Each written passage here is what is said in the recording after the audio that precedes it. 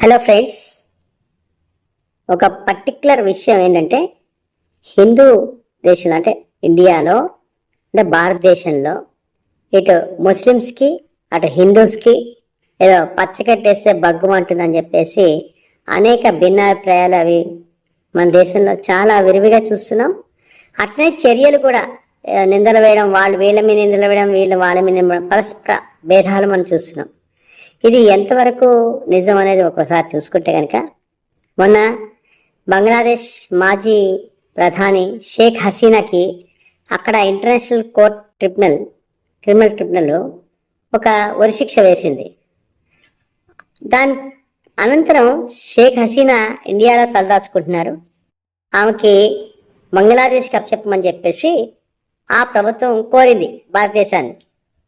కానీ గతం చూసుకుంటే కనుక షేక్ హసీనా గారు బంగ్లాదేశ్ ప్రధానిగా ఉన్న రోజులు కూడా మన భారత ప్రధానైన శ్రీ నరేంద్ర మోడీ గారికి ఆయన పుట్టినరోజుకి షేక్ హసీనా గారు అనేక పర్యాయాలు అనేక బహుమతులు పంపించటం, అలాగే షేక్ హసీనా గారికి శ్రీ నరేంద్ర మోడీ గారు భారతదేశ ప్రధాని హోదాలో అనేక సార్లు బహుమతి పంపించడం చూస్తున్నాం.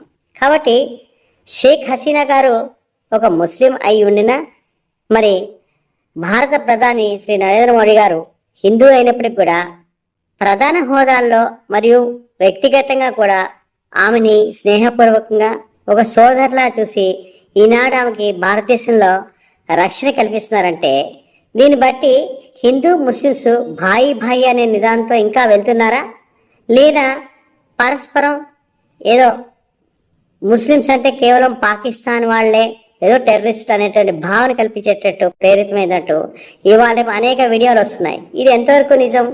అనేక సంఘటనలు జరగవచ్చు. బట్ పైన ఒక ఉన్నత హోదాలో ఉన్న శ్రీ నరేంద్ర మోడీ గారు ప్రధాని గారు భారతదేశ ప్రధాని హోదాలోనే కానీ ఒక షేక్ హసీనా గారు ముస్లిం అయి ఉండి కూడా ఒక మాజీ బంగ్లాదేశ్ ప్రధాని అయి ఉండే కానీ వారి పరస్పర సంబంధము ఒక అన్నా చెల్లెల రక్త సంబంధంలాగా రక్షణ కలిగిస్తున్నారంటే దీన్ని ప్రజలు అర్థం చేసుకొని ఇప్పటికైనా కానీ ముస్లిమ్స్కి హిందువులకి మధ్య అదే సంబంధం, పరస్పర సంబంధం, మరీ ప్రత్యేకంగా మానవ సంబంధాలు అనేవి పెరుగు పొందాలని ఇది మీరు చాలా అర్థం చేసుకొని ఉన్నతమైన మనస్థితితోని ఉన్నతమైన భావాలతోని వ్యవహరించేలాగా ఉండాలి. మరి చిన్నపాటి ఏవైనా కానీ కుట్రలు కుతంత్రాలు రాజకీయంగా చేసినప్పుడు కూడా సామాన్య మనుషులు ఇవన్నీ మనసులో పెట్టుకొని ఆ కక్షలతో మనం వ్యవహరించకూడదని భారతీయ ప్రధాని శ్రీ నరేంద్ర మోడీ గారు మరియు షేక్ హసీనా మాజీ ప్రధాని బంగ్లాదేశ్ గారిని ఏ విధంగా అయితే రక్షణ కల్పిస్తున్నారో ఒక సోదరులాగా అదే భావన మనం కలిగి ఉండాలని, అలా ఉన్నత స్వభావాలతో ఇండియాలో మరి మనకి సెక్యులరిజం అనే ఆస్పెక్ట్ ఉంది కాబట్టి పరస్పర గౌరవాలతో ఉన్నత స్వభావాలతో మెరగాలని అందరినీ కోరుచున్నాను. ఇట్లా